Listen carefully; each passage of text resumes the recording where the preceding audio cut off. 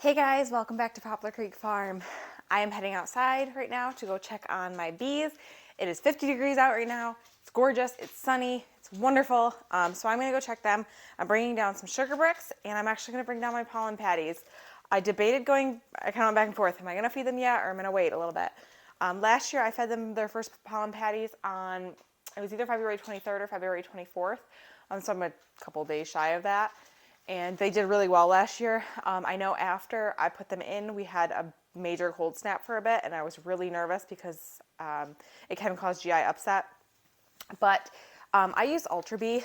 I've used B Pro as well for Man Lake, but this is Ultra B that I'm using, and I used it some last year.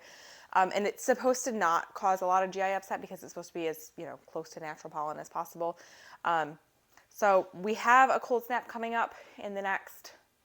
So tomorrow's warm. So today's Monday. Tomorrow's like 56, but it's going to rain in the afternoon at least. So they'll be able to get out some in the morning. And then Wednesday, it's supposed to be cold. Like it starts out warm. It starts out like around 50, and then it just drops all day to get close to freezing. And then we have like 7 days of cold. The kitten's attacking my smoker fuel. Anyways, so I think they'll be fine to feed them. I feed pollen patties for a couple reasons. The biggest reason is because, again, I've talked about this in the past, I'm trying to expand my bees.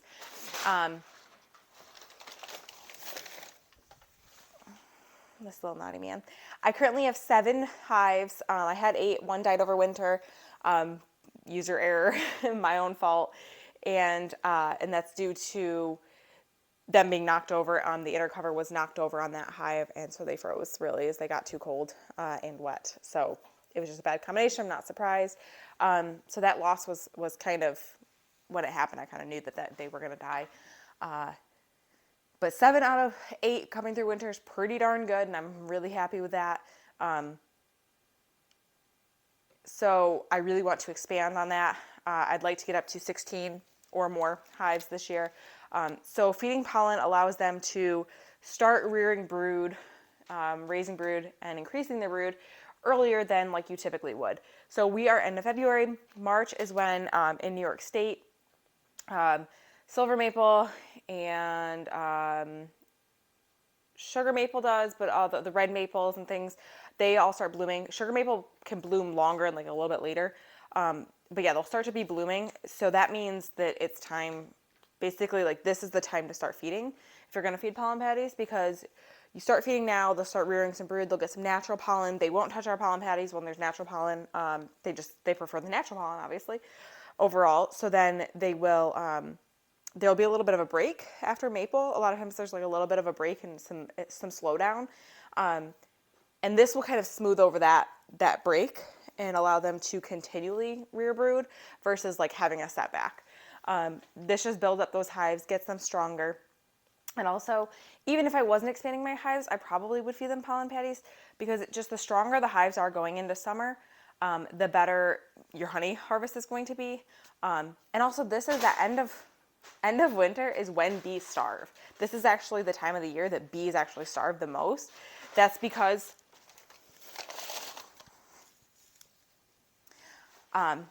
they've already worn out all of their stores, and especially if the cold goes into a little bit longer than usual, they don't have enough stores. And unfortunately, this summer and even fall, we had a very, very, very rainy season, and so they weren't able to store out quite as much as they usually do. I don't touch any of the honey in the deep boxes, but that doesn't mean that they always have enough. They all felt like they did this year, but they also could have maybe not had enough pollen, enough bee bread to make it through winter or to continue to rear brood. So I'm going to feed my sugar. I'm going to feed my pollen patties. I will always feed my bees. I think it's worked for me so far. And I feel like if I'm looking to expand, it's the best case scenario. It's the best option. So let's get into these hives. This is a glorious, glorious sight to see. So the second hive here is my hive that died. I do see some bees going in and out of it, so I'm going to just peek at it. I assume it's just they're robbing it or something, but I'm going to peek. Maybe somehow I missed that they were alive. I don't think so, but I'll look. All the other hives, they're crazy. They're going insane. They are flying like this is like spring, which is awesome. All right, let's get into hive number 1. This is definitely a strong hive. All the poop, lots of poop on the hive. I love seeing it though, because you know that they're doing their cleansing flights. They're doing what they're supposed to be doing. There's dead bees in the front, meaning they're cleaning out their hive. All are good signs. I'm just gonna set that ratchet strap down. Pop this off.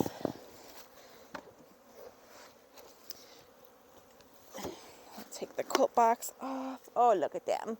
They're eating their sugar bricks. Looking wonderful. Now I lost my hive tool. It's probably down here somewhere. I'm gonna look around when I'm done, but I'm using this. It's my husband's. It works.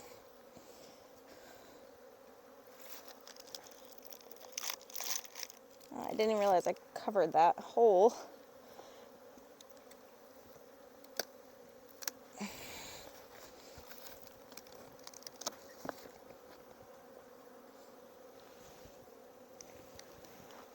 So this is the hive that had the natural comb, as you can see on here.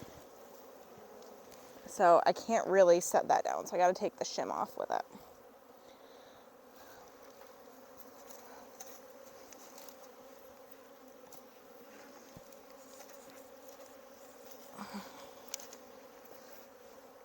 Yep, sorry, lady. Squished ya.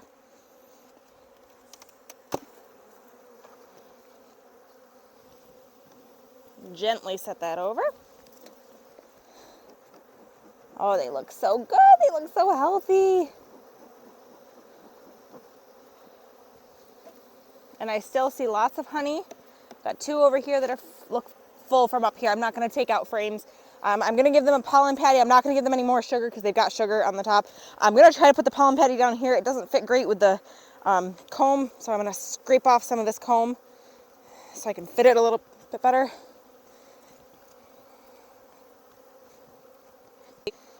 So one of the concerns with pollen patties is small hive beetles, because they will lay their eggs in the pollen patties. If you have a strong enough hive though, they will take care of them. I can't really put out traps yet for small hive beetles because it's just so cold that they don't really work great. But as soon as it starts to warm up, I will put a bunch of traps out here, because just to kind of, I know that I'm creating some small hive beetles or adding some small hive beetles when I'm adding pollen patties. And so I do want to try to take care of that and mitigate it as much as possible. So I'm going to set this right here, and you're supposed to score it. So I'm going to do that as much as I can. This, not the greatest tool for it, but it works. And there we go. I'm going to put them back. And hopefully that was enough. Oh yeah, that sits down pretty good. There's a little gap, but not terrible. I'll squish it down.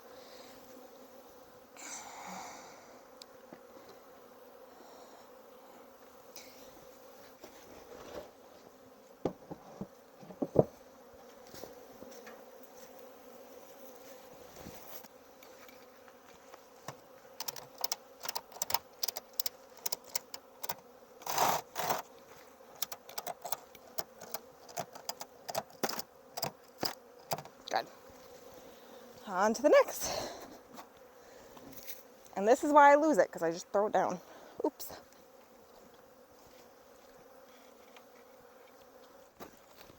All right.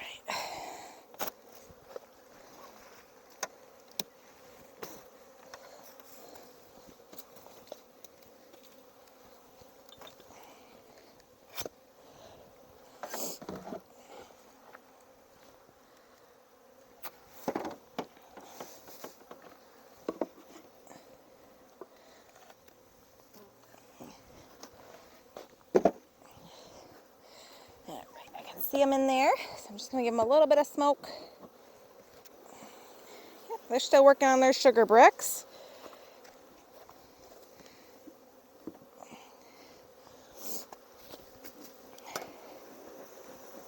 So I'm just going to give them one more sugar brick and a pollen patty.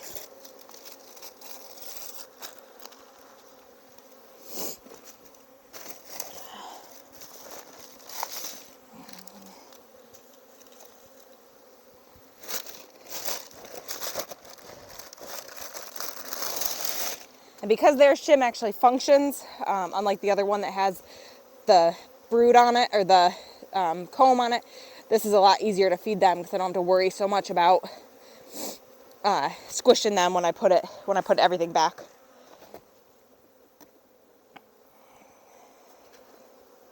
Just gonna kind of smoke them so I don't squish them. Smoke you guys, sorry. I just don't want to squish you. I'm gonna really gently put this down and kind of slide it. There we go. Avoids as much squishage as possible. Same thing with this. Kind of turn it as you put it down.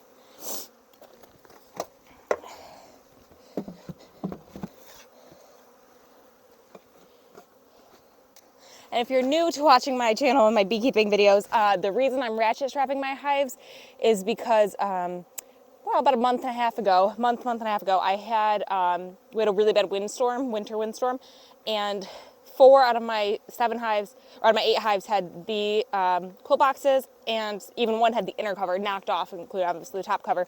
One of those hives did die, the one that had the inner cover knocked off, so I don't want anything happening again, so they are ratchet strapped. Now, as you see, there are some bees coming in and out of this. Again, I think they're just being robbed, but I'm gonna check them because, I don't know, maybe a few of them did survive and there was just some dead on top. So let's look. I'm pretty curious now to see if somehow they survived.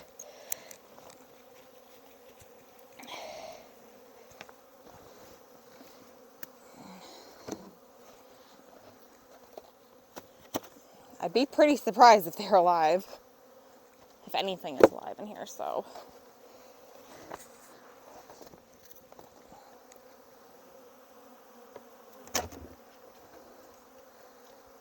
Yeah, they're all clustered.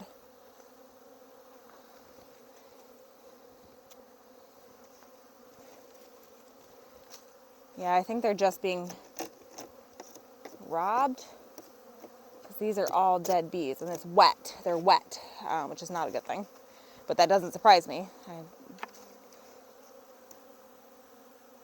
So yeah, I'm pretty sure they're just being robbed.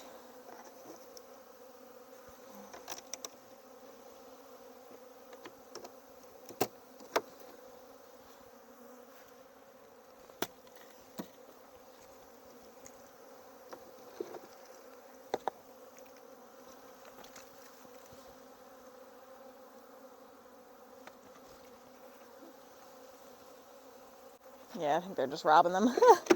Well, so much for that. Got a little hopeful.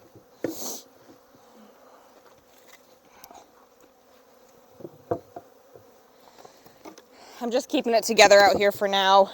I'll take it apart early spring so I can use these frames and clean them out.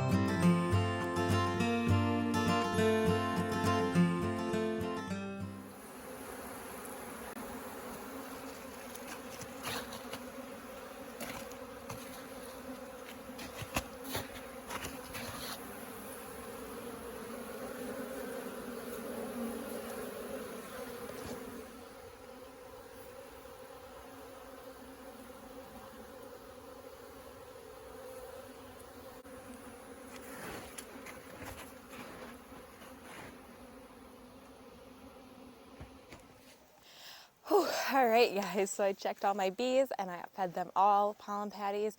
That one hive that I thought maybe was alive because I saw some activity, even though I had checked them and they were dead a few weeks ago, they're definitely dead. I think there's just some of the bees are robbing them or checking them out. They were definitely dead. They were definitely wet. which I'm not surprised, seeing as their inner cover had been off, and I have no idea how long for sure it had been off, and it was snowing that day. Just not surprised they died. But that means that I will be able to use that equipment because I know the cause of death. So when I split my hives, they'll have all that drawn out comb ready to go, which is really exciting.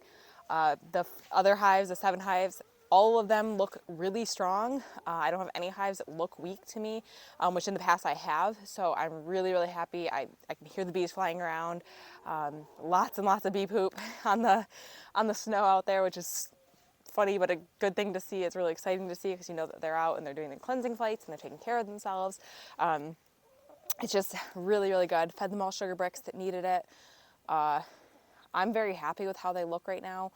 I will stay on top of the pollen patties because once you start feeding pollen patties, until there's a consistent flow of pollen naturally, you really have to continue to feed. I have plenty of pollen patties, fortunately, to do that. Basically until dandelions come, then that's when I'll stop feeding them pollen because they'll have their natural sources. But until then, I will be feeding them pollen patties every few weeks just to check on them, make sure they're doing okay. I can hear them and I can see them flying around the yard. I know this won't last. This is called fake spring. In New York State, we have winter, then we have like 5 fake springs before it's actually spring. So this is just one of those fake springs. It's a tease, but I will take it. It is glorious. It is wonderful. I will take full advantage of it. Thank you guys so much for joining me today. Remember, we're growing today for a better tomorrow. Please like and subscribe and join me on the next one.